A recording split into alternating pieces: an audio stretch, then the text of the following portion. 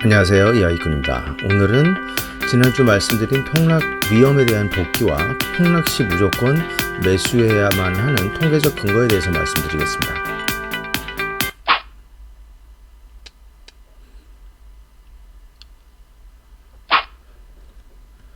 금융 생태계가 위험한 상태라 조심하자고 지난주에 말씀을 드렸고, 결국 어제 코스피는 마이너스 4.8%, 코스닥은 무려 마이너스 7.1% 폭락하였습니다. 그러나 이번 폭락은 소공황 수준은 아니며 폭락을 야기한 팽창 현상이 해소되면 다시 상승 추세를 지속할 것으로 전망합니다. 지난주 이야기꾼이 금융 생태계가 초단기 측면에서 급속도로 불안해졌고 3개월간 가파르게 오른 점을 감안하면 달러 채권 20% 정도 권고한다고 말씀드렸습니다. 자, 달러 약세가 진행되면 당연히 희생되어야 되는 자산군들이 있습니다. 먼저 신흥국 증시가 초과 상승한다면 당연히 미국이나 선진국 증시는 좀 천천히 상승을 해야 합니다. 가파르게 올랐던 안전자산인 금이나 당연히 채권 금리가 서서히 올라가면서 채권 버블도 해소가 되어야 됩니다. 이 채권이 지난 20년간 자산시장에서 최고의 버블을 자랑하고 있습니다. 그러나 파월 의장의 훈훈한 립 서비스에도 불구하고 채권 금리는 다시 상승을 하락하면서 버블이 다시 진행을 하고 있었고요. 나스닥 역시 역사상 최고점인 1만 포인트를 돌파했고 금 역시 전혀 조정을 보이지 않았습니다. 원자재도 상승을 유지하고 코스닥과 코스피는 전 세계 증시 상승 3위권 안에도 들기도 했죠. 이런 거를 이야기꾼은 팽창 현상이라고 정의합니다. 정상적인 상황에서는 5대 자산, 즉 통화, 채권, 주식, 부동산, 원자재는 금융 생태계에 따라 상승과 하락 조합이 고르게 섞여 있어야 정상입니다. 그러나 금융 생태계가 과열되면 모두 상승하는 순간이 생기고 이것은 매우 위험해지고 있다는 것을 알려주는 대표적인 전조현상입니다. 이야기꾼은 당초에 미국 채권 금리가 마이너스 0.5%대 정도까지 하락을 하면 매우 위험할 것이다 라고 미리 생각을 하고 있었습니다만 지난주에 0.66% 정도 하락을 하자 미국 증시가 매우 빠르게 하락으로 반응을 하였죠. 그래서 보험 차원에서 잠시 소나기는 피해가자 말씀을 드렸습니다. 결국 어제 코스피는 마이너스 7.7%, 코스닥은 마이너스 7.1% 폭락하였습니다. 물론 북한 리스크도 있지만 그것이 주된 요인은 아닙니다.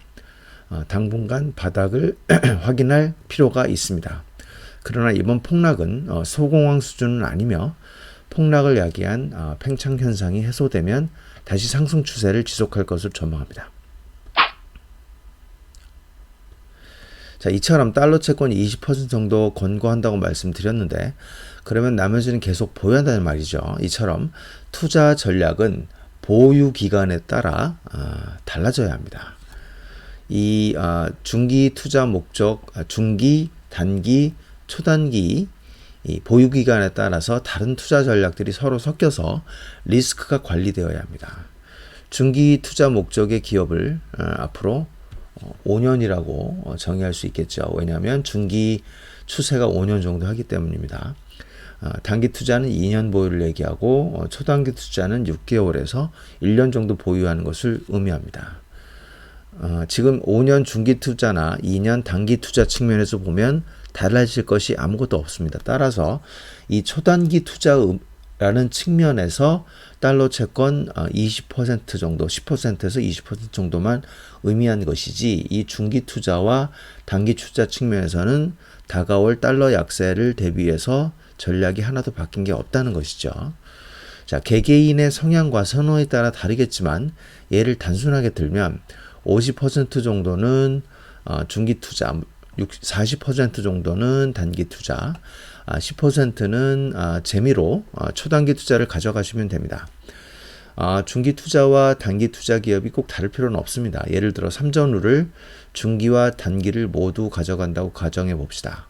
2024년 어딘가까지 무조건 가져갈 일부 중기 투자 물량이 있다 해도 작년과 같이 삼전 왕따장이 발생하면 단기 투자 물량을 크게 가져갈 수도 있습니다. 그러다 이번 4월 반등 초기에 언택트가 급부상하고 반도체 대형주가 외국인 매도로 주춤했다면 당연히 리밸런싱으로 비중이 떨어지는 것이죠. 10년 이상의 장기 투자는 권하지 않습니다. 장기 투자를 염두에 둔 기업이라 할지라도 굳이 중기 12국면의 겨울 국면일 때까지 보유할 필요는 없기 때문이죠. 겨울 국면은 좀 쉬었다가 주도 업종을 확인하고 또 중기 투자를 가져가면 되는 것이기 때문에 장기 투자를 별로 고집할 필요는 없습니다. 삼성전자만 제외하고는 시가총액 20위 내 대형주는 코스피 기수가 바뀌고 주도 업종이 바뀌면 반드시 급격한 변화를 겪어왔습니다. 5년 전, 10년 전, 15년 전, 20년 전 시총 상위 기업을 보면 지금은 사라진 기업도 많습니다. 조선업종, 은행업종, 자동차업종, 건설업종, 한국전력 등 모두 밀려났죠. 이것이 바로 장기 투자 무용론의 근거입니다.